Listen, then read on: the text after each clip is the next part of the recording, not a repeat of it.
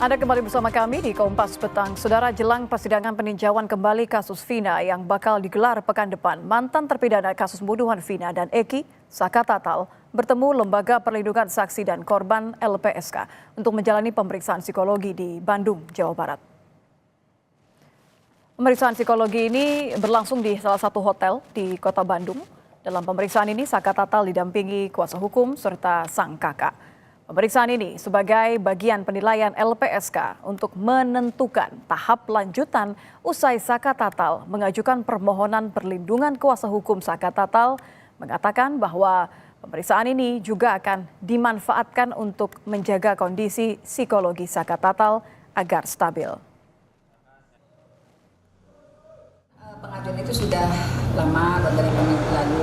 Nah, karena apa? Karena Saka juga kan kondisi psikologisnya tidak stabil.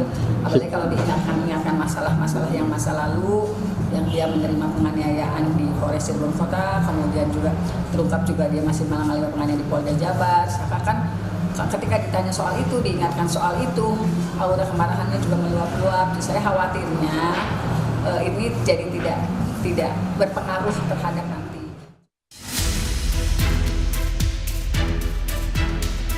Di tengah proses evaluasi yang dilakukan Polri terkait proses penyidikan ulang kasus pembunuhan Vina dan Eki, sejumlah terpidana kasus ini angkat suara soal dugaan penganiayaan hingga dugaan kesaksian palsu Ibtu Rudiana. Mantan narapidana kasus Vina dan Eki, Saka Tatal, mengakui mendapat penganiayaan dari polisi saat proses penyidikan kasus Vina 8 tahun silam saat ia berusia 15 tahun. Penganiayaan yang luar biasa pada saat setelah ditangkap. Saka Tatal menyatakan dia mengalami tidak saja penganiayaan di Polres Cirebon Kota, juga saat di Polda. Tetapi Saka Tatal tidak bisa menceritakan secara spesifik siapa yang menganiayanya. Waktu itu Saka Tatal masih 15 tahun. Yang Saka Tatal ketahui dia dipukuli, dia disetrum. Mantan Kabar Reskrim, Komjen Purnawirawan Arief Sulistianto, menyebut langkah Kapolri menurunkan Irwasum, Bareskrim, hingga Propam adalah langkah untuk mengevaluasi dugaan pelanggaran dalam penyidikan kasus Vina. Pengerahan 3 divisi Polri ini diyakini bisa mengusut dugaan pelanggaran pidana hingga kode etik yang diduga dilakukan oleh Ibtu Rudiana. Ternyata dugaan-dugaan yang selama ini dilontarkan, terjadi tindakan kekerasan di dalam pemeriksaan. Ini kan merupakan satu tindakan yang tidak boleh terjadi di dalam proses penyidikan. Pelaksanaan tugas kepolisian itu ada 3 tindakan. Pertama, masalah manajemen. Itu nanti tanggung jawab dari Itwasum. Kemudian masalah kode etik, disiplin, tanggung jawab dari Propam. Dan apabila ada pelanggaran pidana, termasuk diantaranya penerapan prosedur teknis, taktis penyidikan dan penerapan pasal, itu tanggung jawab Bareskrim. Sebelumnya, jurnalis Kompas TV Muhammad Syahri Romdon mencoba mencari Ibtu Rudiana untuk mengklarifikasi sejumlah tuduhan yang dilemparkan oleh terpidana kasus pembunuhan Vina dan Eki. Ibtu Rudiana yang juga ayah Eki tak pernah merespons pertanyaan soal kasus ini. Selain itu, Rudiana juga tak bisa ditemui di Polsek Kapetakan, tempat ia bekerja. Dari kemarinan coba untuk nyari Pak Rudiana tuh. Pegel, Pak. Pegel kenapa, Pak? Tanyain terus ya? Iya. Jawabnya di mana? Iya.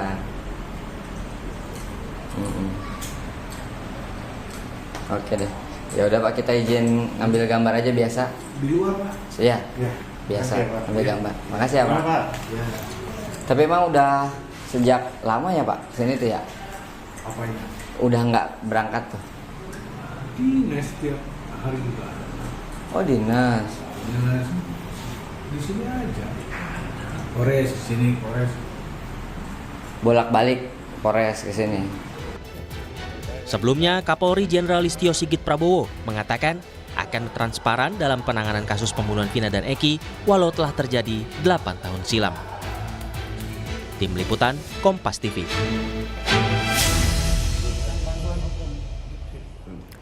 Lantas setelah Ibtu Rudiana dilaporkan ke polisi dengan dugaan penganiayaan hingga kesaksian palsu, apakah polisi akan memeriksa Rudiana terkait dugaan pelanggaran pidana dan kode etik dalam kasus ini?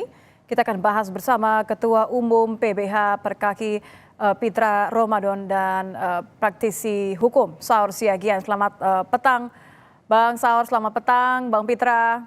Selamat petang, panitia. Saya ke Bang Pitra dulu deh. Bang Pitra, Ya. ini saya menyebutnya masih teman atau sudah klien ya, jangan-jangan ya. Bang Pitra, kalau Rudiana kan sudah dilaporkan ke Bareskrim, Ya. ini artinya terakhir kali bicara dengan Rudiana kapan? Bicara apa? Ya, kalau berbicara dengan beliau tentunya kita berbicara terkait dengan kesehatan saja ya. Tidak ada berbicara terkait dengan kasus. Karena domain daripada kasus tersebut sudah diserahkan kepada penyidik yang menangani karena sudah ada laporan polisi terhadap kasus pembunuhan berencana dan pemerkosaan tersebut. Tentunya kita menghargai aparat kepolisian ya yang sedang menjalankan tugas dalam mengungkap kasus ini karena ada beberapa pelaku lainnya yang belum terungkap seperti itu. Kondisinya sudah diceritakan mengenai laporan ini, responnya Pak Rudiana bagaimana, Bang Pitra? Terkait dengan laporan polisi terhadap Bapak Ibtu Rudiana, ya beliau tidak ada persoalan terhadap hal tersebut karena memang itu adalah hak hukum setiap warga masyarakat ya. Tentunya kita dari Pusat Bantuan Hukum Perkumpulan Penasihat dan Konsultan Hukum Indonesia, Perhaki, sepanjang itu dibutuhkan oleh Bapak Ibtu Rudiana akan kita berikan bantuan hukum yang terbaik kepada beliau. Mengingat dengan pertimbangan beliau ini adalah sebagai ayah korban, di mana anaknya telah meninggal dunia dan beliau adalah statusnya juga sebagai pelapor. Tentu hal ini ya dengan pertimbangan kita, karena beliau ini sebagai pelapor harus kita lindungi hak hukumnya. Oke. Jangan juga ini sudah menjadi bola liar karena sudah ada putusan pengadilan yang telah berkekuatan hukum tetap dan terpidananya sudah ada. Artinya mereka yang melaporkan Rudiana ini adalah mereka yang melaporkan dirinya sendiri gitu loh. Mereka yang Mereka melaporkan dirinya sendiri. Saya konfirmasi ke Ya. Bang Saur deh kalau gitu. Bang Saur tadi Bang Pitra mengatakan mereka yang melaporkan Rudiana melaporkan dirinya sendiri. Menurut Anda bagaimana? Dari mana Rudiana ini harus diperiksa terlebih dahulu? Etik dulu atau pidana dulu? Kalau saya sih melihat dari data-data atau informasi yang diberikan oleh para terpidana ini, baik kuasa hukumnya dari awal yang membuat laporan dan bahkan melakukan penyidikan sendiri itu ada kan saudara Rudiana. Enggak, salah Bung Saur, Termasuk bukan juga Rudiana. dengan Koreksi. menentukan yang 11 orang itu adalah kan awalnya adalah saudara Rudiana, kemudian ditindaklanjuti oleh Polres Cirebon. Nah, ternyata ada 3 yang disebut Peggy, salah satu, yang 2 di fiktif menurut Polda DPO ya? ternyata tidak betul. Nah, kalau kita lihat bagaimana seriusnya kasus ini dan juga seriusnya tindakan saudara Rudiana untuk menyelamatkan institusi, sebab pada saat dia melaporkan adalah sebagai warga negara sama dengan saya Fitra atau Mbak Nita. Jadi tidak ada alasan dia sepihak untuk melakukan penyidikan bahkan kalau kita lihat salah satu kesaksian daripada terpidana menyiksa dan juga memberikan kencing. Nah, ini harus ditindaklanjuti. Kalau Itu tidak saya hoax, bayangkan hoax ini itu akan ya. Itu harus diluruskan, itu nggak seperti benar. kasus akan banyak nanti kawan-kawan di Polda Jawa Barat korban seperti kasus Sambo. Jangan Jadi sampai sebelum karena ke Sambo, kita Bang Saur, melindungi. jadi pidana dulu atau etik dulu nih?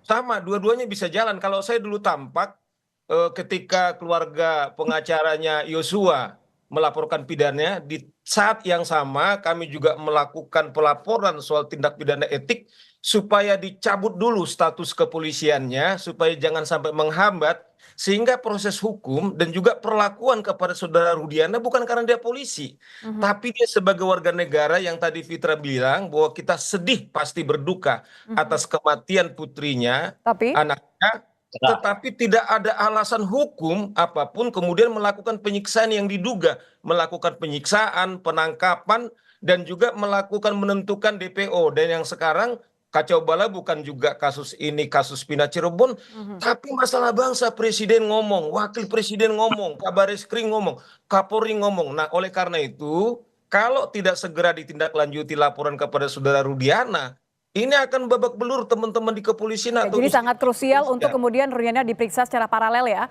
pidana dan Secara juga paralel, etik. seperti Bang juga Pitra, tampak komentar melakukan Anda. Jadi begini Mbak Nita, saya nggak ngerti cara berpikir rekan-rekan kita baik penasihat Bagian hukum mananya, Bang? para terpidana ini. Karena apa? Mereka yang pertama menyerahkan sepenuhnya kepada kepolisian. Yang kedua, dahulunya ini Bapak Ibtu Rudiana ini sudah diperiksa oleh Propam dan Irwasum, Ya, ya. tapi kan Dan sebelum itu Peggy sudah Setiawan dinyatakan diputuskan. tidak Tunggu bersalah dulu, dalam kasus tunggu dulu. penangkapan. Dan itu sudah diputuskan tidak ada kesalahan prosedur ataupun pelanggaran yang dilakukan oleh Ibtu Rudiana. Jadi harus digarisbawahi, jangan kita di sini menyebarkan hoax gitu loh. Ibtu Rudiana itu bukanlah penyidik. Bukan juga beliau yang memeriksa mereka, tidak. Beliau itu statusnya hanya pelapor. Bertepatan karena beliau itu sebagai anggota Polri, jadi saya lihat di sini ini dipojokkan beliau gitu loh. Jadi Nah, tidak benar ya terkait Bang ya, dengan tidak, pra-peradilan dari Bang Pitra Peggy. tidak benar kalau nggak Rudiana benar. melakukan penganiayaan. Nggak benar dong, itu hoax. Semua kita punya bukti Ini itu. keluar gitu dari loh. mulut Jadi, Rudiana kepada Abang ya? ya artinya kan sebagai sahabat beliau, pastikan saya tanyakan juga kepada beliau selaku sahabat. Tidak ada itu yang melakukan penyiksaan oleh Ibtu Rudiana. Ini karang-karangan mereka saja. Dan itu menimbulkan fitnah bagi Ibtu Rudiana. Karena memang beliau itu sebagai anggota polisi aktif, tentunya apapun yang keluar dari mulut beliau, ya itu harus seizin daripada institusi dan pimpinan. Sesuai dengan Perpol nomor 7 tahun 2022. Dan nggak bisa juga kita samakan, beliau ini seperti sipil, harus ngomong sana, ngomong sini, itu nggak bisa dikategorikan seperti itu. Maka dari itu ya, yang mereka laporkan itu terkait dengan kesaksian palsu katanya, itu mereka melaporkan dirinya sendiri. Keterangan-keterangan ya, yang ada disampaikan oleh Ibtu Rudiana itu adalah keterangan para terpidana. Itu harus diingat itu. Tapi kan karena Jadi, konteksnya ada dugaan penganiayaan Bang.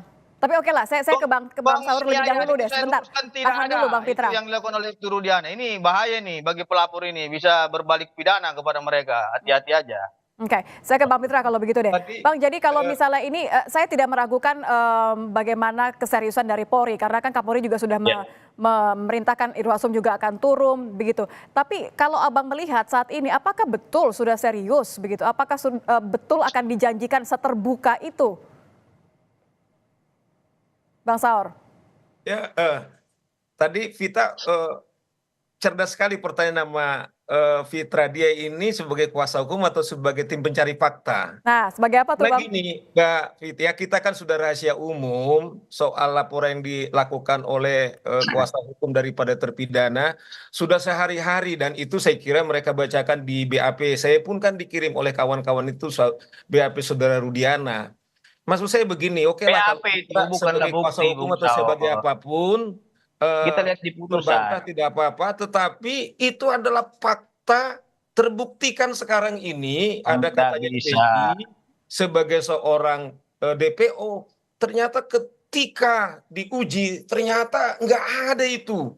Coba andaikan 1000 nama Peggy di Republik ini, Tidak ada satupun konstruksi Ibtu seperti Rudiana itu, mengatakan Peggy kemudian kan Setiawan. hanya Itu apa? harus dilihat Kemudian dengan jadi cermat. nasib mereka terancam. Ini kan semua karena ulahnya saudara Rudiana dari awal. Bukan Makanya Kapolri, ulahnya para kalau terpidana. alasannya Tanya saudara terpidana, dia Fitra menerangkan mengatakan itu. bahwa ini Kapolri pun sudah terang benderang. Kemudian kita menunjuk Irwasum untuk menindaklanjuti. Artinya Justru apa? Sama Hakim dengan dulu menunjuk dia Kapolri bilang dan menunjuk 11 Polri dalam terpidana, kasus ini. ternyata ketika diuji di pengadilan berbeda.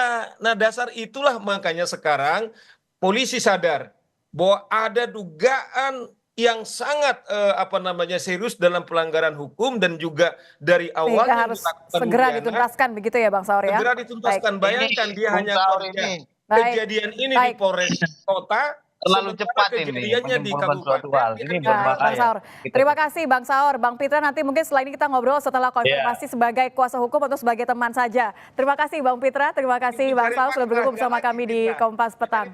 Selamat petang.